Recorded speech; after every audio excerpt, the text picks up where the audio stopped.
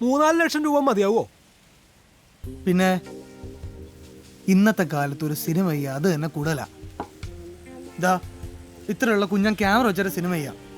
ഇപ്പൊ തന്നെ ഇയാൾ വർക്ക് ചെയ്ത ടെലിഫിലിം എല്ലാം കൂടി എത്ര രൂപയായിട്ടുണ്ടാവും? കൂടിയ ഒരു 75,000 രൂപ.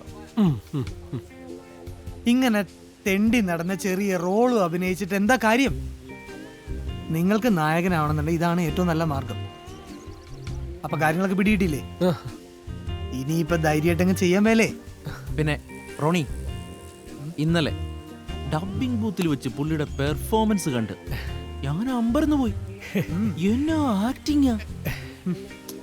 നിങ്ങളെ പോലെ കഴിവുള്ളവരെന്നെ സിനിമയ്ക്ക് ആവശ്യം. നിങ്ങൾക്ക് നല്ല കക്ഷികളെ ഞാൻ പരിചയപ്പെടുത്തി തരാം. അവരെല്ലാ ഹെൽപ്പും അങ്ങ് ചെയ്യുന്നേ. ഫണ്ട് മാത്രം റെഡിയാക്കിയാൽ മതി. ആദ്യം ഒരു കഥ സെലക്ട് ചെയ്യണം. കഥ എൻ്റെ കയ്യിലുണ്ട്.